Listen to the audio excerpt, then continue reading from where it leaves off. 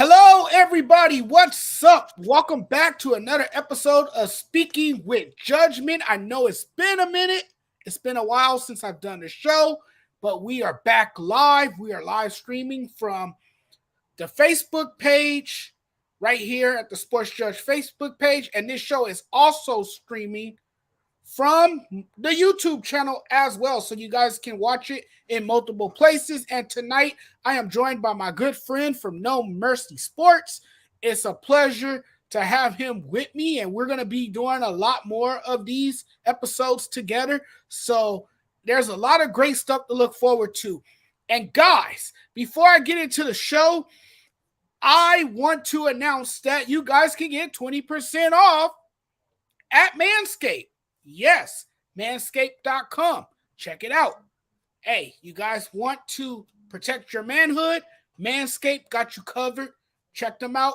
Use the code The Sports Judge.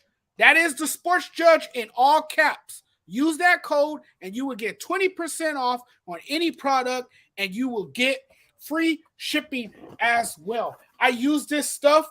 I use this manly products and it comes in handy. Let me tell you, it works wonders. You won't be disappointed. You will love this stuff. And read the message, what it says. I'm not going to repeat it here because you guys can see it right here in front of you. Again, check out manscaped.com. You will love their products. Every man should look into it and use the code The Sports Judge in all caps. Get 20% off and free shipping. What's up, my friend? How you doing tonight? Oh man, I'm doing good. I like going into this game, I really didn't think that the Lions were going to be able to pull off the upset that they did. I like every fiber of my being was telling me go with the Chiefs just because they are the reigning, defending, undisputed Super Bowl champions and it looked like everything was going to be going in their favor. Yeah, it did. And I kept predicting all week long. I said, you know what? The Chiefs got this. The Chiefs are going to prevail in the end. Mm-hmm. They're playing at home. That place where they play is a hostile environment for the opposing team. And I just didn't think the Lions would come out of Arrowhead with a win. A lot of people who called this upset, if they placed a bet on this game, they won some big bucks. Mm-hmm. Because I had a few friends and I had a few people who I know, they kept saying the Lions would go into Arrowhead and beat the Chiefs. Yeah. I know several people that said that. I wasn't one of them. I picked the Chiefs to win. I always say you can't bet against Patrick Mahomes. Now, Patrick Mahomes didn't look like himself tonight. There was a lot of overthrows. There were a lot of forced throws. You had receivers dropping passes. Kansas City just didn't look like a championship team tonight. And the Lions came into there and came into their building and they took care of business. And let me tell you this too, before I let you go here. Jared Goff, believe it or not, is perfect every time he faces Patrick Mahomes. He has yet lost against Patrick Mahomes. No he has kidding. Yet to lose a game against Patrick Mahomes. Yes, he is undefeated against Patrick Mahomes. Can you believe that?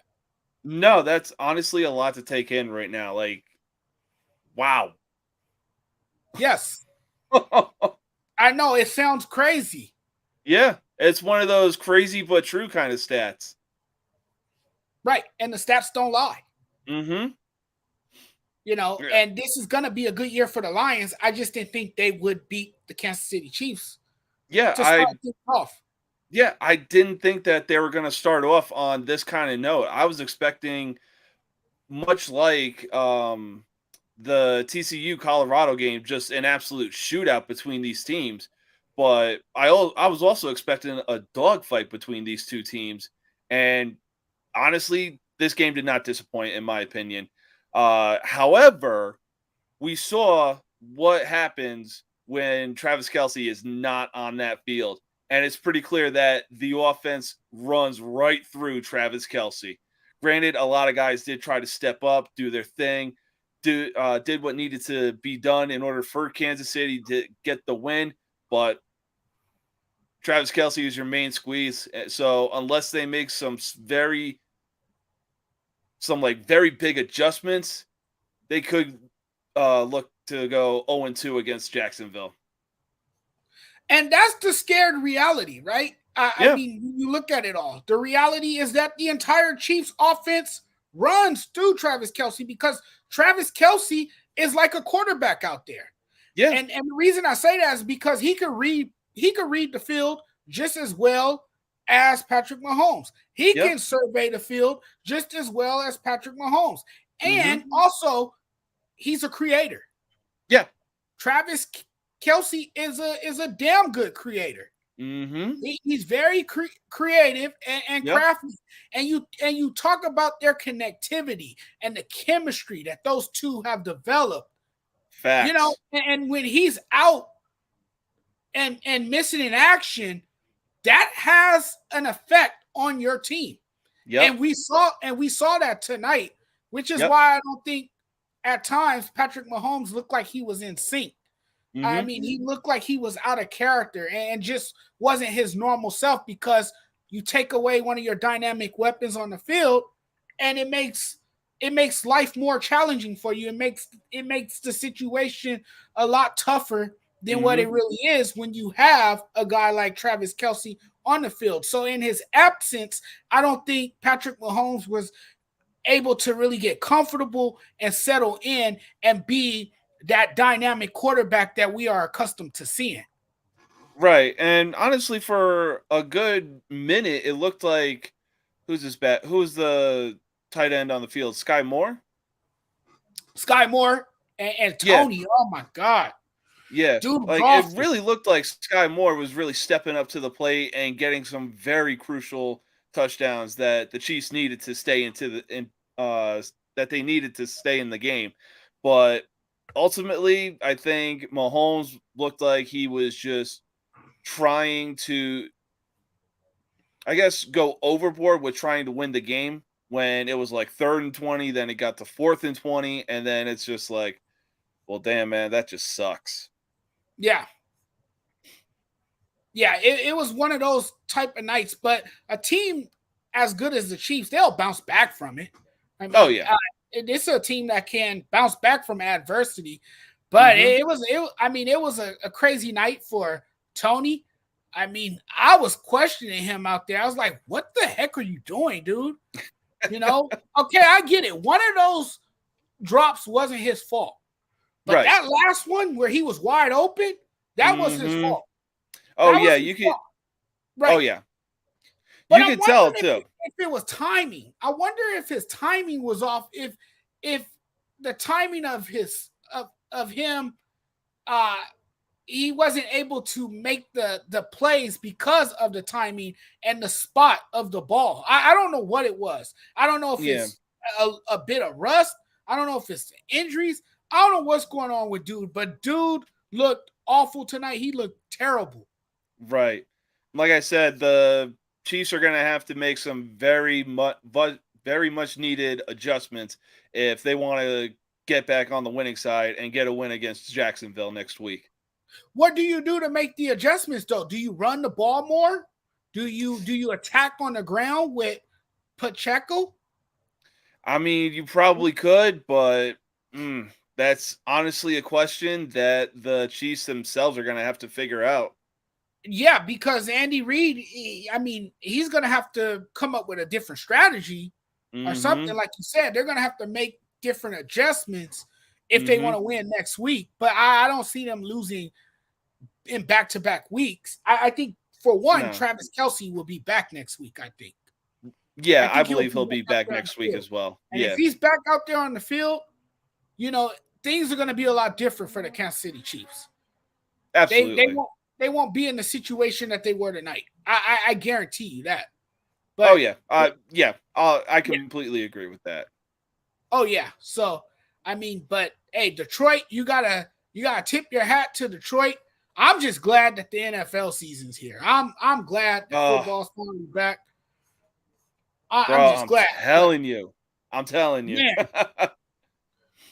And Jared Goff you look at his numbers tonight, he was impressive once again. He was 22 for 35 for Jesus. 253 yards and 1 touchdown. And then running back David Montgomery, who was a nice addition to their team as well. He rushed for 74 yards and a touchdown.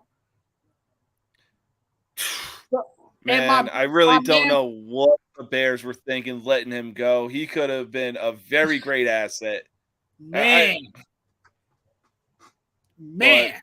Yep. Tell me about it. Yeah. Man, it was a great all-around effort from the Lions. And then, you got Amon St. Brown, my guy from USC. Mm-hmm. He looked good. He was running his routes pretty well. I mean, but that it showed tonight that the Chiefs were missing their star tight end, Travis Kelce, with knee inflammation, and then they were missing their defensive tackle too, Chris Jones. Yep. Due to a contract holdout, which is why he's not on the field. He was at the game, but he was sitting next to 2 people. I'm guessing one of those guys was his agent. He was sitting in the suite watching the game, but he's not down on the field right now because of a contract dispute. So, I mean, you're missing a guy who is the staple of your defense. And then you're missing a tight end, an all-pro tight end, who is the staple of your offense. So, I mean, Patrick Mahomes, he started the season under these circumstances, being without his go-to guy. Yeah. His go-to guy. And I mean, Travis Kelce, I mean, he was forced to miss the game after he hyperextended one of his knees. And I mean, the drops proved costly for the Chiefs. That's what really hurt them. They dropped a lot of passes. The Chiefs unofficially finished with 8 drops in this game. Four of those drops came from Tony, 2 from Sky Moore, 1 from running back McKinnon. I remember that play. I was watching. And 1 from rookie receiver Rashee Rice. He dropped 1 as well. And I mean, to me, the game's turning point proved to be when Mahomes this came midway in the third quarter, when he threw a perfect pass to Tony. That's the one we was talking about moments ago, who was running a crossing route, right? And instead of catching the ball, in which he should have caught it, Tony's drop led to defensive back Brian Branch's interception. A turnover. He returned for pick 6. A 50-yard touchdown. That was the turning point in the game. Yep, absolutely. To me, that killed the momentum. Yeah. That crushed all their hopes. That dashed all their dreams. It essentially sucked the energy out of the stadium. Like, Chiefs fans knew that they weren't going to be walking away with this win. Yeah, pretty much. Exactly. What are your thoughts? What are your thoughts on tonight's win for the Lions? How do you think the Lions will fare going into the rest of the season? Because I think the Lions are a team to watch out for. I think the Lions will really be good. Dan Campbell has this team believing. He has this team playing at a high level. Dan Campbell's energy, I think, rubs players the right way. They love playing for this guy. He has rallied them, brought them together as a team. And I like his fierceless communication. I like his coaching style, which his players have brought into. I think that's been all the difference for the Lions. And can you believe it? For the first time in Ford Field history, can you believe this? For the first time in Ford Field history, the Lions have fans that are on the waiting list to get into the building. Yes. What? Yes. That is crazy. Yes. Wow. Yes. So that right there tells you everything you need to know about the Lions and how what Dan much Campbell's doing. Yeah, and what Dan Campbell is doing to, change the culture. You can say, he has kind of cultivated an identity for that franchise. Revive that franchise, and he could be that one coach with this group of guys that finally gets the Detroit Lions to the Super Bowl. Because remember this, the Detroit Lions, they are one of 4 NFL teams never to reach the Super Bowl. Yep, and this absolutely. team is finally got a contending team, and that could be their recipe for success. Guys like Jared Goff, St. Brown, Aiden Hutchinson, who I really like, great defensive end. Now the defense wasn't that great last year, but they bought in pieces that can contribute in a big way. Now their defense can finally be more. Their defense can cause more havoc, I should say. Right. With the playmakers that they brought in. You look at Sutton. You look at CJ Gardner. You look at the different guys that they brought in to play alongside a guy like Hutchinson. I think this defense is going to be a lot better this year. They're going to be stout. They're not going to be a team that ranked almost dead last in every statistical category on the defensive side of the ball. This Lions team is a team to be taken seriously. I done a video about it. I talked about the Detroit Lions. I had nothing but great things to say about them. I don't think they're a laughing stock anymore. I don't think they're a team that you can make fun of anymore. I mean, we used to banter with them all the time. We used to tease this team and just laugh at them because they were so terrible for many years. I mean, they were bottom feeders. They were a team that everyone looked down on and no one really talked about or cared about because they sucked so miserably. But it's amazing how a coaching staff can take a team and flip that script and turn it completely around, change the whole narrative in which Dan Campbell did, and look at the Lions now. Yeah, I mean, honestly, like Peyton Manning said when he first arrived to Indianapolis, he wanted to make sure that the Colts weren't going to be a circle team. And ever since their 0-16 start, that's all that the Lions were. They were that circle team that even the rough teams that would, or even the bad teams that would get 2 wins, 3 wins, 4 wins, like up to about 5 wins. Teams knew that if they saw Detroit on their schedule, they knew they were going to get that win. And absolutely. Yeah, but I mean, what Dan Campbell has done for this franchise, like, it really speaks volume. I mean, this dude's energy, he looks like he is the sole person that is keeping Bang Energy in business right now. Like, his energy and personality are just right up there. And it's like, my God, dude, what you're doing with this team and what the front office has brought in to make this team contenders, like, it's either going to be Detroit or Minnesota walking out of the NFC North. And honestly, I really have the Detroit Lions as a dark horse contending for in the NFC playoffs.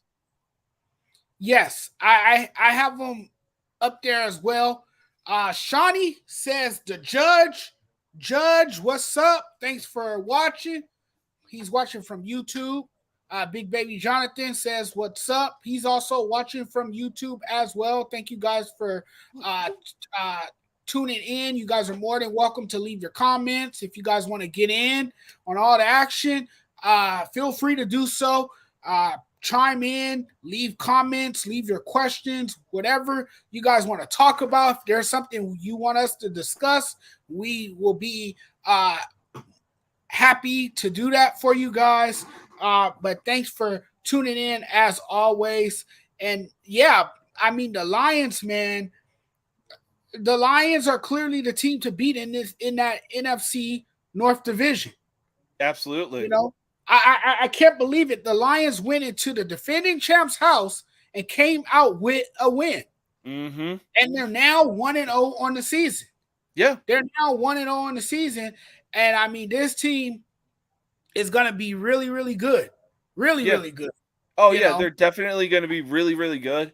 And like I said, they're going to be making some serious noise in the NFC contention to be like, hey, we're fucking like still trying to bang on doors and get recognized and make you put the respect that we so rightfully deserve on our name this season. Right.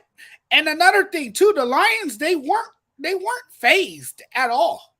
They got it done. Mm-hmm. They treated it as if it was just an ordinary game. Yep. And I mean, they got it done when it mattered the most. Now, was it pretty? No. And every game's not gonna be pretty. No. Was it efficient? No. Yes, there's things that the Detroit Lions can do better, but here's the thing: it's only week 1. Exactly. I mean, it's only week 1. You should expect some type of rush. I'm saying rush, but I'm trying to say rust. There we go. Yeah. Rust. There we go. You got it. And the Detroit Lions on banner night in Kansas City took down the Chiefs. The Lions, they used timely plays. They even had a fake punt. They used a fake punt to extend an eventual scoring drive. You got a pick 6 and you got a key fourth quarter drive. And when they needed Jared Goff to be on his game and when they needed him to make passes that were on the money, he did. Yeah. He did. He was flawless. Yeah. You saw the stat line that I brought up earlier about him. Absolutely.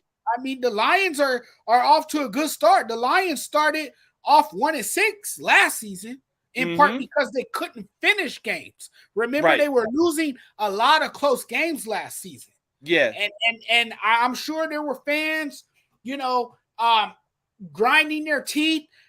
They were probably crossing their fingers. There was probably moments that they wanted to close their eyes and cover their faces with a cap or something, thinking like, oh God, here we go again. It's gonna be like last year. We're gonna lose another close one to the Kansas City Chiefs. Nope, they didn't.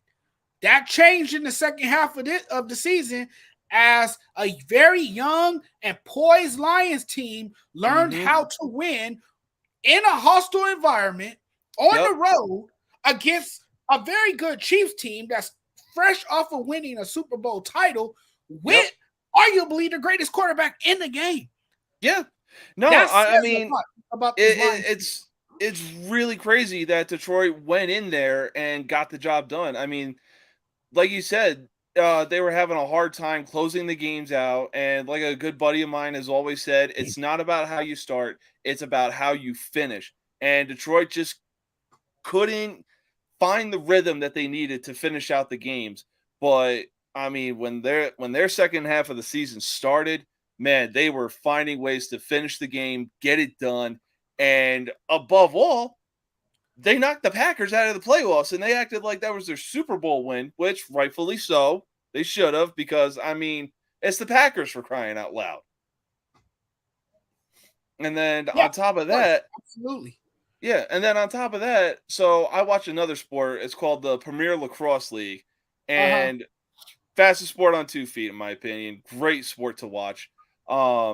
There's one team called the Chaos, and there is a coach on that team who has the exact same energy that Dan Campbell had. And there was one clip I was watching where he was getting his team fired up. He's saying, I don't give a F word if you knock somebody out. I don't care if you do this. I don't care if you do that. I don't care if we go to the penalty box for 10 minutes, all this other stuff. You do what you're supposed to do to get this win. Everybody in this room is getting ice cream sundaes. And I really feel that's probably the same thing that Dan Campbell said in the locker room of the Detroit Lions. Like, hey, we finished this game. We're getting ice cream sundaes after this at the best bar in Kansas City. Well, another thing about Dan Campbell too, we talked about his energy, his conviction, the fiery demeanor that he carries with him. But here's another thing too. He's very gutsy. He's willing to take chances. Inside his own 20 tonight, he went with a fake punt. Yeah. Inside his 20-yard line, Dan Campbell called a fake punt and got it. Yeah. So, I mean, there you go. That's a great illustration of a man who's willing to take chances, who will go to extra lengths to make sure his team has a chance to win, and he's going to put his team in great situations to thrive. That's what I see in Dan Campbell. That's who he is as a head coach. Yep. I think he gave his Detroit Lions an early shot of confidence in the season opener against the Kansas City Chiefs, and that tells me more about him, not only about his personality, but him as a head coach. He trusts his guys. Yeah. And I think one stat that I saw while watching the game was the fact that they have had, under Dan Campbell, 7 successful fake punch, which is like the most since 2021 or something like that. And it's just unbelievable the turnaround that this dude has made since coming to the organization. Right. Yeah. What a start to the 2023 season for the Detroit Lions. What a start. I mean, that was one heck of a game for the Detroit Lions, and I mean, it provided plenty of excitement, as both of these teams kicked off the first of 272 regular season games this year. But in the end, Patrick Mahomes was unable to mount another rally. A lot of people felt that, the comeback kid got more than enough time to, lead his team down the field, to orchestrate a drive successfully, to give his team a chance to win late in the game, because we all know that Patrick Mahomes can be a very clutch performer. He is a clutch performer. He is. But as his receivers struggled throughout the night, he wasn't able to rise to the occasion because his receivers struggled so much, and the Lions were ready to pounce. Absolutely. As Detroit repeatedly held its ground, particularly in the second half, to pull off this upset that everyone's calling it. I don't know if I want to call it an upset, because to me, that's been a bit disrespectful to the Lions. The Lions are projected to win the NFC North this year. Yeah. The Lions are built like a contending team. So do you call it up? I understand why it's an upset, because look, the Chiefs are defending champs. The Lions have been, in a pit of mediocrity for years. Absolutely. I mean, this is a team that once before found itself in infamy, and finally has, drove themselves out of that dark tunnel where they were for years, and now they're finally starting to see the light. So I guess I can understand why they're calling it an upset, but is upset the right word? Maybe stunned. Okay, maybe we can use the word stunned. Maybe that's more of the appropriate word to use for a situation like this, right? Would you say stunned instead of being upset? Because to me, upset seems like a team like, okay, let's say the Colts pulled off an upset against the Chiefs. Let's say if the Colts went into Arrowhead tonight, because the Colts, we all expect them to not be very good, right? So let's say they went on the road in a hostile environment and they took care of business down in Arrowhead. Now that to me is more of an upset.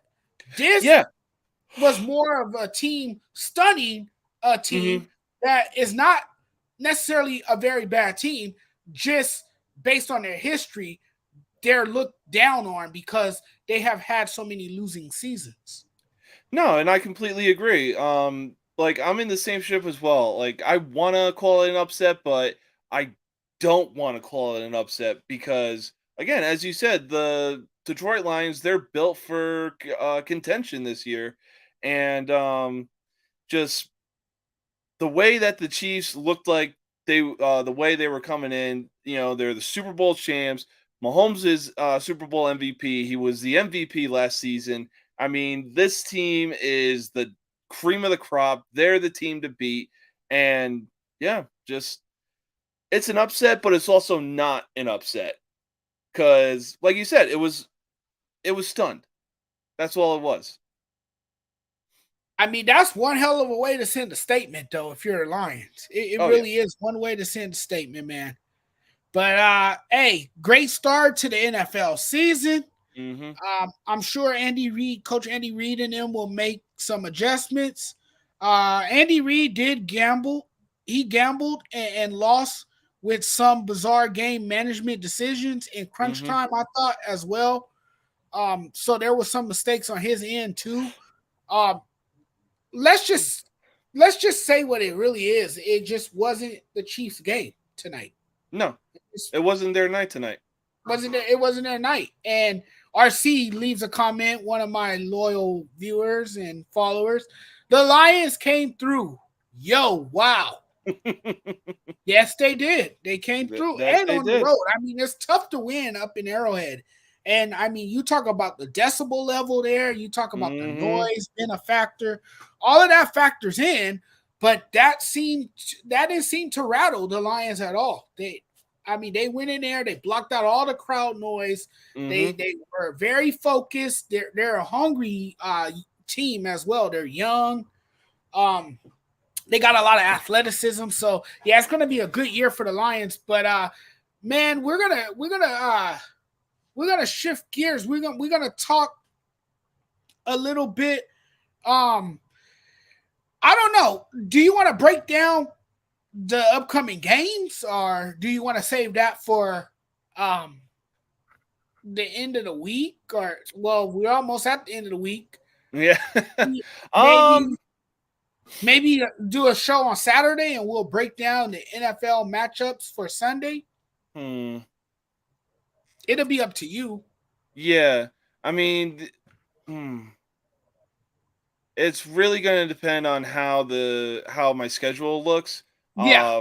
Friday, depending on what's going on, and doing a show with both Darian Hopkins and the guys on the show, Yeah. and also making my show as well. It's been 7 months since I've made one, and what is it? Just like I'm in the military, and I'm also a mechanic, and just for so long I've worked ungodly amount of hours. I've gone to Oh, work when the sun was before the sun was up, and I've left work after the sun was down. man. Yes, sir. My Not dude fun. is out here grinding and hustling. Man, that's a true Iron Man right there. But we'll see. No, because that'll be a lot to get into with all the NFL games. Mm-hmm. You know. So we'll just I mainly wanted to do a recap on tonight's game. I wanted to talk a little bit about tonight's game because this was the first game to start the NFL season. I thought the matchups were great. Oh, I thought absolutely.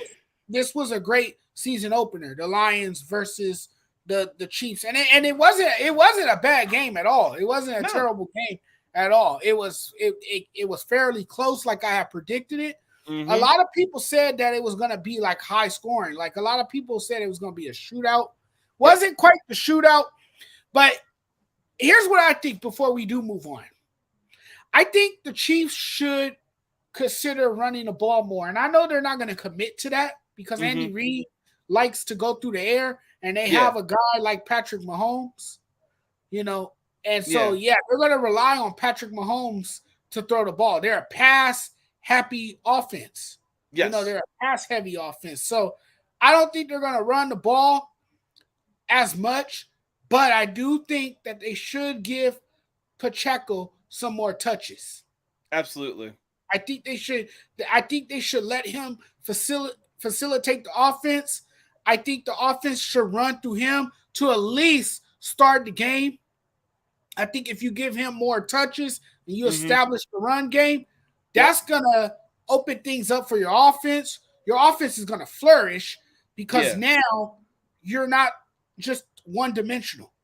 Right. You establish the run game, and then now you can pass more effectively because now you can, call play action plays. You can get more creative, like Andy Reid likes to. So, but I think they are going to make the adjustments. I think Patrick Mahomes. I don't expect Patrick Mahomes to have 2 weeks where he's pedestrian. I just don't. That's not happening. When you're as great as Patrick Mahomes, you're not about to have 2 horrible weeks. I mean, the offense did look anemic tonight. The team did look pitiful at times. I mean, let's just. I know that word might sound harsh, but they did look pitiful. They did. But I expect them to respond. I expect them to bounce back. They're too good of a team to let this one loss get them down. To let this one loss dictate the flow of their season. I think they will be just fine. I think they'll recover from this. And once you get Travis Kelce back in the offense, that helps everything get back to where it was. Right. I think things will run smoother for that offense because Travis Kelce, as we saw tonight, obviously he's your big playmaker. Absolutely. And it wouldn't be any surprise whatsoever to see the Chiefs bounce back. They just need to, again, just go back to the drawing board, make the necessary adjustments, do what they need to do. And in the end, just, do what you guys do best. I do agree that they need to run the ball more, give Pacheco some more touches. But I also believe that if they had a power running back, kind of like Derrick Henry, or we're going to go way back here, like Brandon Jacobs, like the Giants had, just a combination of speed and strength in one person. If they had that, then I think they would be good because then they could utilize that with guys like Clyde Edwards-Helaire, Isaac Pacheco, and like it would really broaden their horizon. Yeah, I agree with you there. I agree with you 100%. Greg says, all rise. Thank you, Greg. Really appreciate you. RC says going for 4th and 25 by Andy Reid seemed a bit maniacal. Yeah. Sports Judge. Yeah, it did. It did. I agree with that 100%. But you know what? Sometimes your coach is gonna get a little gutsy, and he's gonna make a call that it feels right at that moment. It's not necessarily the best call in the world, but it happens. But people damned if you do, damned if you don't. Because what if that 4th and 25 actually worked in their favor? Then everyone wouldn't be saying anything about it. People wouldn't say one word about it. Yep. The energy would have changed. Right. The energy would have changed. The vibe would have been a lot different. People would have been praising Andy Reid. Oh, he's a genius. Yep. He's a genius for going for that, for calling that. And because it didn't work, because it backfired, now he's a fool. You know what I'm saying? So, I mean, that's how it is. But I don't think this takes away the fact that the Chiefs are a great team. Yeah, it doesn't. No, it's just one loss on the year. Now, I mean, you're not going to win every game. That's humanly impossible. Yeah. I'm sure they wanted to win on their night that they received their rings, that the banner got hung up at Arrowhead. Yeah, of course you want to win. You know, but you got to go back to the drawing board. You got to get back to the basics. Honestly, this is one of the few times that I actually agree with Stephen A. Smith. For the Chiefs, for the Chiefs to lose a game like this, it's meaningless. Honestly, I wouldn't be surprised if they were in there in the locker room right now, like, hey, means nothing. We just pick our heads up, keep our heads held high, and we get back at it. Keep grinding, keep doing what we do in practice, and then just get after it against Jacksonville. Right. Exactly. And I mean, you got to look at Detroit. The defense was tremendous. Their defense was tremendous. Great defense by the Lions tonight. Excellent defense by the Lions. And then Detroit also, they got a very good offensive line too. I mean, they were pushing KC all over the place. Man, were they? So I mean, it was a great game. The Lions are a different team. They really are, and they look like a different team. Yes, they look like a different team. But for the Chiefs, they will be just fine. Yes. Check back in January. Yeah, check back in January. The Chiefs will be in prime contention. Yep. They'll be most likely in the AFC Championship game again. Mm-hmm. Absolutely. I completely agree 100%. Yes, 100%. We got to get to our next topic, though. We got to move on because we spent a lot of time on this topic, and rightfully so. It was the first game of the NFL season. But I want to talk to you about Joe Burrow because, as you know, Cool Joe got paid today. Yes, he did. Got paid, and hey, he got a hefty penny too. Let me tell you, he got a pretty penny, is what he got. My man secured the bag, man. He look, the Brink truck rolled up in Cincinnati. Beep. Yep. And man, someone got off that truck with a bag. Yep. Of money, let me tell you. Yep. That dude got his bread, and he deserves it. I mean, absolutely. And it really shows, like, how one person can really kind of turn a team around. I mean, obviously, he had his unfortunate injury in his first year. He goes down with what was it, ACL? Yes. Yeah, so he goes down with an ACL injury. Bengals go 2-14. He comes back, they're in the fucking Super Bowl. So, I mean, it's rightfully so that Joe Burrow got this payday. He is the face of that franchise, and man, he's going to do wonders for the Cincinnati Bengals. So the contract he agreed to is a 5-year, $275 million contract extension with $219 million guaranteed. League sources confirmed Thursday. Now, ESPN first reported the news, and here's what we know. The deal makes the quarterback the highest paid player in NFL history. I just said that moments ago. Absolutely. And, Burrow has been hampered this offseason after injuring his calf at the beginning of training camp. But it appears he will play week 1 against the Cleveland Browns. Okay. He said earlier this week that he's ready to go. Every player will tell you they're ready to go, by the way. Yep. If you're a competitor, if you're a fierce competitor, you'll tell everyone you're feeling good. You'll lie to your coach and tell him, I'm feeling 100%. Put me out there. I want to play. I do not want to be watching from the sideline. Yeah. Everyone will tell you that. Yep. And honestly, like, I was listening to a lot of ESPN radio leading up to this, and there was a lot of talk of, people saying, oh, should Burrow stay out and wait until Mahomes gets his contract just so he can use that as a bargaining chip for the Bengals front office, and have him be like, hey, Mahomes got this deal. I want more than what he's got because obviously you can tell that I'm the face of your franchise. And I honestly think that this would have been another smart move on his end if he had done this.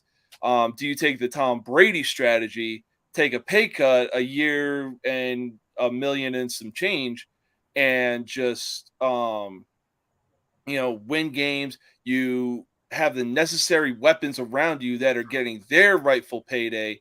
And obviously we saw what Brady was doing when he was the one taking the paycheck. The Patriots were winning Super Bowls left and right. Right. And I think for Cincinnati, they couldn't screw this. They couldn't screw it up. No. They couldn't afford to wait another year and let it drag on through another year or more. Yep. And Bortles said Wednesday he wants to play in Cincinnati his entire career. Right. And paying him to do so, it assures this unprecedented run of success for the franchise should he continue his greatness with this team for the foreseeable future, right? Yeah. I think for Cincinnati, this was the most important task in an offseason with a lot of question marks. There was a lot of people talking about when would Burrow get paid. People were saying, what would his contract look like after Justin Herbert recently got paid? Remember, everyone was talking about what would Joe Burrow's market look like. Now we see what it looks like. Yeah. And so now the Bengals will be counting on him to finish the job. Here's the thing. Joe Burrow, and I don't think this would phase him in any way. I don't think this would, I think that he would block out the distractions. I don't think he'll worry about the expectations, because the expectations now are about to be really heavy because you got paid. And so now people are expecting you to be at your best, to perform at the highest level, because you got a big money contract now. So people are watching you. All eyes are on you now. Yep. So, and we see players sometimes make big money, and what usually happens? What usually happens? They look subpar. They're not that player that they were the previous year. Yep. Take Ezekiel Elliott, for example. Right. You start to see a drop off in production. But this player was a premier player the season before. So, but I don't think Joe Burrow is that player. I think, if anything, I think he's going to get better. Oh, yeah, absolutely. I think he's going to get better, and he's definitely the franchise. Yeah. He's definitely the franchise. The Bengals have been consistently ripped in the past for failing to guarantee enough money to players and had never done it beyond the first year. So this is huge for Bengals fans and the organization, because they're not known to give out big money to players like this. Absolutely. And I think it's changed operationally in many ways. Yeah, it really has. It's right. It's crazy. Right. And this contract becomes the latest. Burrow is getting his money. The team finally showed the willingness to do the right thing, by paying him. And it certainly could matter when negotiations start with Jamar Chase next year. Yeah, that's definitely going to be something to keep an eye out for. That's going to be interesting. That's going to be interesting. But you got to pay your quarterback, because, hey, who's going to throw it to Jamar Chase? Yeah, exactly. And you look at the metrics, Burrow has shown growth despite a slight dip in, some of his stats. He has shown some growth, though. He has a quick release. Yep. He can stretch the field with his great arm strength. You look at his footwork, it's incredible, because the dude can run for his life. He knows how to evade the pressure. I love his elusiveness. The guy can buy so much time, and he can survey the field and extend plays with his feet because of how he moves around the field. He's very mobile. Yeah. He's very mobile. Yeah, and like it really showed his 1 year at LSU how mobile he can be. Right. And just the unfortunate thing from my point of view is when he had that ACL injury and Yep. it really put it into my head like, okay, he's not going to be as mobile as he was when he was with the LSU Tigers, but he's still able to move around, escape the pocket, and Yep. yeah, he still has great mobility. Right. So that's definitely the most important thing that you could really ask for the guy. Right. And he quickly became one of the league's brightest stars by getting the Bengals to the Super Bowl in his young career. So, I mean, it's incredible. Yes, he deserves every penny. Finally, a deal gets done. That's a great contract. But now let's move on to our last topic before we get out of here for the night. This is baseball. Baseball. So, to all our football viewers out there, I'm sorry. Please forgive me.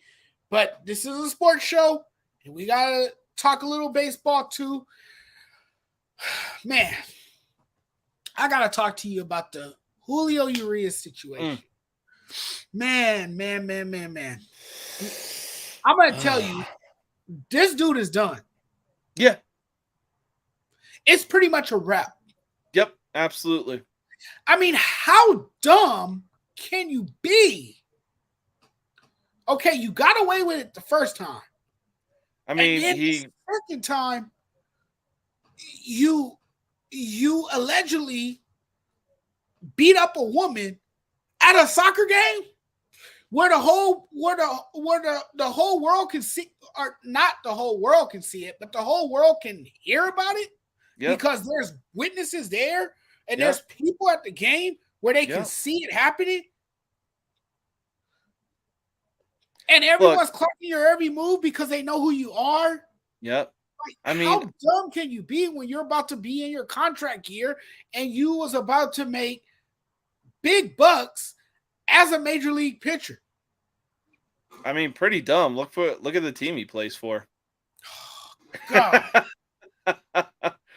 Look what's happening to Cody Bellinger. The dude is having a year of his life right now. But I mean, it's really fucking stupid for him to do something like that. I get it. Just it's ironic that it was at a soccer match. I understand Mexicans are big when it comes to soccer. They are like one of the biggest fans. But if this lady said, something wrong that just like he got caught up in his feelings or something like that. Like, no. Don't be giving out that kind of bullshit excuse, man. Like, it's like the old saying goes: if you ain't got nothing nice to say, don't say it at all. Don't say it at all, right? Like, I mean, what he did was ungodly stupid, and like you said, he's done. It wouldn't surprise me if they kicked him out of the league. Well, the Dodgers didn't let him travel with the team. Mm-hmm. He was scheduled to pitch, I believe it was Tuesday night. I think he was scheduled to pitch Tuesday night. Okay. It was either Tuesday or Wednesday, one of those days. They also removed his bobblehead. Yep, so, I saw that. That promotion has been canceled. Mm-hmm. I believe they replaced it with another bobblehead for that night. That was supposed to happen on September 21st. It won't happen. If they haven't already, I don't know. They need to remove merchandise and items from the Dodgers team stores. Yep. They shouldn't be selling anything tied to Julio Urias. They shouldn't be selling anything with his name on it. Yep. And I know it's pending an investigation, but this is a repeat pattern, right? Yeah. This is something that's happened before. And like the first time I said, okay, maybe it was just an overblown argument. Mm-hmm. Maybe he didn't really, put hands on this person. Maybe it wasn't a domestic violence dispute. But now, hearing this, it's like, okay, What happened the first time?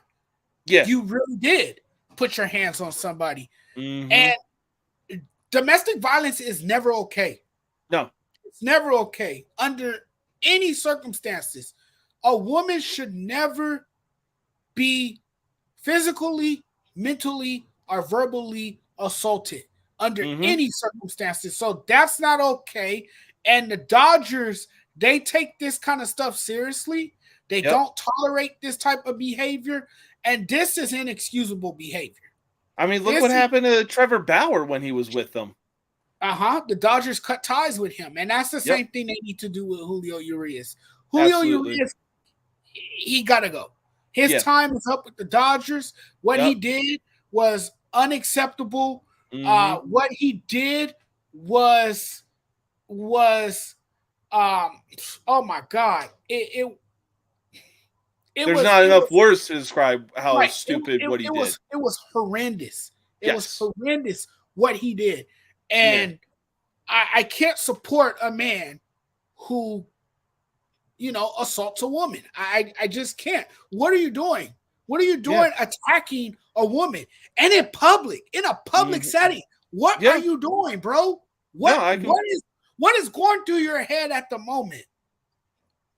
That you attacked your companion, the female companion. I just don't understand it for the life of me. I just don't. And now you're one bad action. This senseless act by Julio Urias just ruined his professional career. Yep, absolutely. I mean, again, there's not enough words to describe just how stupid this is for him. It's like, dude, you just played yourself. Like 3 years ago, you're getting talked about as being one of very few Mexican pitchers to not only win the World Series, but also like be a part of it, make history as being one of the, starting something for people from Mexico to be able to do something and be like, okay, so it is possible I can live out the dream, play for a professional baseball team and all this. And you go and do this? No. This man is done. He's gone. He's getting the boot. He'll be lucky to play for Japan. Yep. I don't even think a Japan team would touch him. Yeah. I mean, Trevor Bauer should this is some even serious stuff. Yeah, like Trevor Bauer should really consider himself lucky that for wherever he's playing right now, he should consider himself lucky that a team picked him up. This is an act of betrayal too. Yeah. By Julio Urias, because the fans trusted him and you betrayed it. Every fan in Los Angeles. Yep. Every fan now is completely disappointed in his behavior. And if you are a victim of domestic violence, you have this resentment towards him because you are a victim of domestic violence and you're going to paint him in a negative light after something like this. And I mean, I think I know we're innocent until proven guilty, but based on public opinion, he's guilty. Yeah. He's guilty on all charges. Yep. And this is something that he's going to have to live with for the rest of his life. This is something that could ruin his career completely. And what do they always say? It takes 20 years to build a reputation. Yep. But it takes seconds to lose it. And this right here is a perfect example. Absolutely. Couldn't agree more. And my good friend Tommy says fraudsters. He's a Giants fan. So. Oh, okay. Well, hey, call it what you will, but the Dodgers still aren't winning a World Series this year. I don't see it happening. Not with this pitching rotation. They couldn't even beat the freaking Marlins in 2 games. Yeah. I mean, it is a 3-game series. They won today, And then Mookie Betts left the game on crutches. I don't know if you heard. A foul ball off of the foot. Oh, God. Yep. That is just... we would know more about his status tomorrow. Hopefully it's not serious, because if you're without him, you could almost forget it. You could basically kiss your season goodbye. But you know what? I'm prepared for the disappointment. I'm prepared for another letdown, because the Dodgers, they let me down every single year. Just look at their history. I think since 2012, they've posted the best record in their division, and then they just kept finding ways to shit the bed. Yep. And they're gonna wet the bed again. Mm-hmm. I'm pretty sure they are. They always do. It wouldn't surprise me. It wouldn't surprise me either. And I'm a Dodgers fan. I've always said 3 things are inevitable in life when it comes to baseball: death, taxes, and the Dodgers losing in the playoffs. And also keep this in mind too: the teams that usually finish with the best records, that usually win their divisions, or they have 100+ win seasons or 90+ win seasons, they are usually the teams that lose in the playoffs. It's usually a team that we least expect. It's usually a wild card team, or it's like an underdog team that comes out of nowhere. Look at the Nationals in 2019. Yes. They came out of nowhere, and the 2016 Cubs. Them too. That's what I'm saying. Exactly my point. So it's usually the team that we don't see coming. Right. Because in baseball, it's a little different from the NBA playoffs. It's different from the NFL playoffs. It's usually the team that gets hot at the right time. Watch. Yep. The Braves might go into the playoffs and lose. It might be a team like the Cincinnati Reds might sneak in the playoffs or something, and they'll go all the way to the World Series. I mean, that's something that happens, and that's how crazy baseball is. I mean, for me right now, like the way that the Cubs have been playing baseball since the All-Star break, exactly. Like I said, since coming from LA, Cody Bellinger has been having one hell of a year. And I was just about to go there, because I don't know if somebody in that clubhouse unlocked his success or helped him, find himself again, because he is on a tear, an absolute tear. I mean, just it's incredible what this kid is doing, and see him, he's got over a 320 batting average. He's definitely up there in home runs and RBIs, and I just. Yep. Words cannot express, like, when next month comes, it's going to be so much fun to watch, to see which teams are in, and I'm ready. I'm ready for October baseball. It's a tradition in my house. I'll be ready. I have the chili beans ready with the tortilla, the fried flour tortilla. Hell yeah. Cheese, man, and be ready to watch some baseball in the playoffs. Hell yeah, my man. But man, it's been fun. We reached the end of our show. Hey, it's been great to have you on, man. Tell everyone where they can find you. Hey, by the way, I love your short videos. Your short videos are so hilarious. Thanks, man. It was great to be on. I really appreciate the invite. If you want to find me on other social media platforms, you can look me up on Facebook, No Mercy Sports, Instagram _No Mercy Sports 1. And I do make TikToks. I will put it out there, but I keep it sports related. I don't do those stupid, goofy ass dances that kids are doing nowadays. I just keep it to sounds that can relate to what's going on in the world of sports. And then obviously Twitter, X, whatever the hell you want to call it. And also YouTube. Nice. Great stuff. And before we get out of here, I just want to remind everyone, fellas, do you guys want to keep yourselves clean? Do you guys want a lovely grooming kit, a grooming performance kit? Check out manscaped.com and use promo code TheSportsJudge.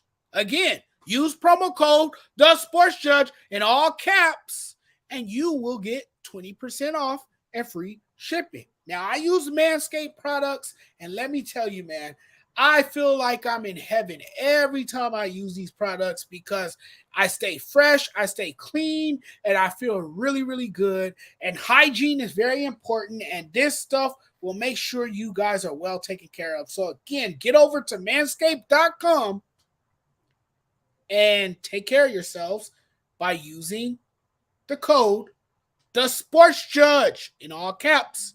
Get 20% off, free shipping. That wraps up our show now. We're going to check out of here because I have food waiting for me, and I'm pretty sure it's getting cold, and I want to eat because I haven't eaten today. Yep. I've been so locked into that game that I couldn't even step away for a minute to eat. And we didn't cook anything tonight, so we ordered something fast, and it's waiting for me downstairs. DoorDash delivered it. So now I'm going to go indulge in some McDonald's. Yes, McDonald's.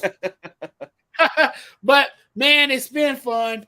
We'll do this again very soon, my friend. Thank you for coming on. And thank you to all our viewers out there. Really appreciate the love and support. You guys are awesome people. I thank you guys for watching. As always, this has been another episode of Speaking with Judgment for myself and No Mercy Sports. You guys have a great night. We'll see you guys next time. Thanks for watching, everyone.